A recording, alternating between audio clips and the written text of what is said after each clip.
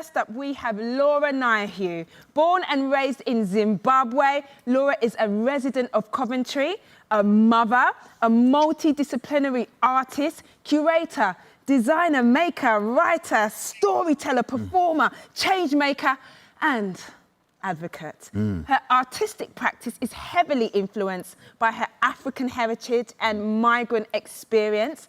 Laura is the founder and CEO of Nyahuye. I hope I said that correctly. All right, if I said it it would be Nyahuye. That's how we say it. Nyahuye works with minoritized humans, lived experiences of refugees, asylum seekers, and artists from migrant backgrounds are at the heart of what they do and creativity and respond to. They amplify women, young people, sanctuary seekers, and artist voices. They consult and tackle issues to do with inclusion, representation in the arts and communities. Welcome, Laura. Thank you so much. Thank you for such a wonderful introduction. Yeah. Yes, so this was quite a really honor to be invited into this conversation.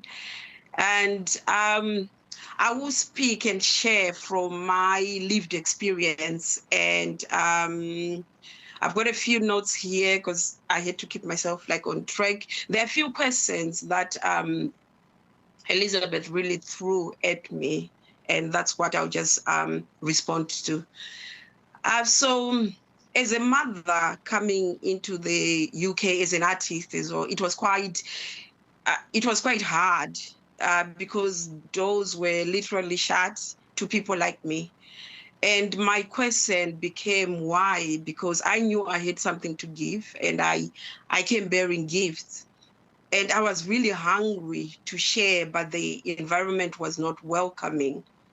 So today my thoughts will really reflect on that, and it will come from a Black experience that's not necessarily boxed, but it's from a Southern African woman who migrated to the UK. So what does thriving look like to me? Thriving to me is being in a room with cultural leaders, practitioners, young, upcoming, mature creatives from all backgrounds, creating spaces that are interactive. And they are having meetings that are honest and brave enough to acknowledge the elephant in the room without fear of being cancelled or labeled to be the troublemaker they want to avoid. And thriving is having more than one person on cultural boards, more than one Black person co-leading a big or established arts institution. And thriving is accepting that, yes, we are working towards a more honest and diverse arts sector. However, we've not arrived yet. We are taking steps in the right direction, and the elephant is still requiring emotional labor and attention from us. Thriving is facing that those points, really the reality head on, with joy and eagerness to see a true and real diverse cultural sector, not just on paper. And thriving is coming into the UK and have cultural organizations welcoming me and asking me, who are you? What are your interests? And what can we do to learn from you and exchange cultural values and skills?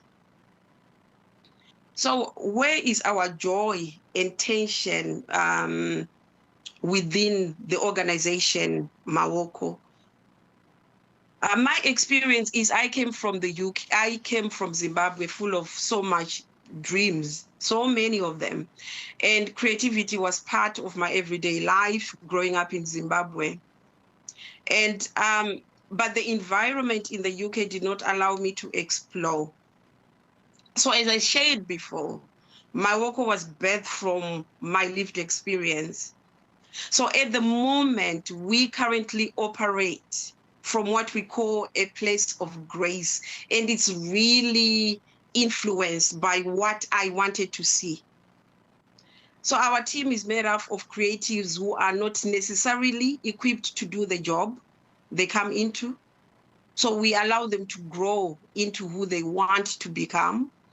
And most of the time, that means they need to change positions 2 or 3 times within the organizations. And that is hard for us.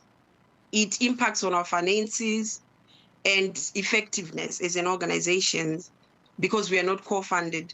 But the flip side to that is we've seen the positive impact that it brings to the cultural sector. And when our team members find their niche, that wow, that moment, it impacts on a lot of things in how we deliver our project. And my hope is that funders, trustees, trusts, investors come to appreciate and financially support this way of working. Because this way of working, it really creates room to care, to sit down, talk, understand, to be inclusive, to love authentically.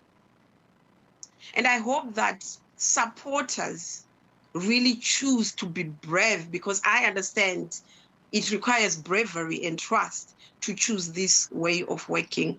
But it also brings in sustainability in the long run.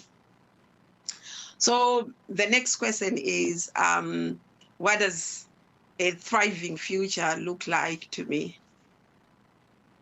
What it looks like is coming into the UK, being welcomed by a cultural organization instead of the council or these other government institutions. So having a cultural organization that welcomes me, and it is co-led by humans who look like you and me, humans who are in touch with lived experience that's happening on the ground.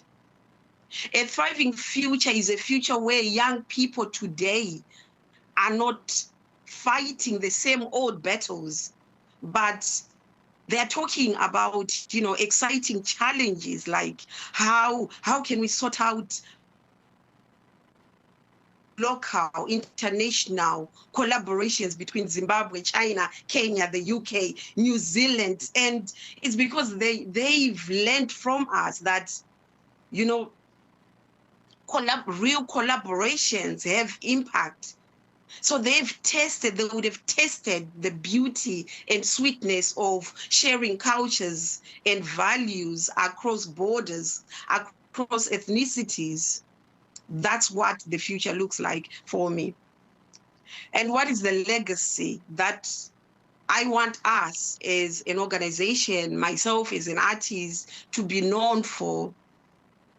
I want us to be known to be that organization that listened, that stopped, that saw, that nurtured creative gifts and did something about it, that we didn't just talk about it, that we actually reacted and acted with this, about this belief that we carry, the conviction that we carry, that we all have something to give. To be known as an organization, as an artist that dared to break down the boundaries of race, creed, using the weapon called love. And I would like to leave you with this. This is something that we sit on as an organization, and myself as an artist. And these are words that I wrote a few years back, and they're entitled Woven. Woven, interconnected. I need you, you need me. Woven, come, let's cross borders together. Climb and move mountains together. Come, let's gather together, talk it out, laugh together, let's eat together. I taste your dish, you taste mine. Woven, mother, father, daughter, woven, neighbor, community, woven, migrant, citizen, refugee, asylum seeker, woven. Each thread counts. We are a tapestry of cultures. Thank you.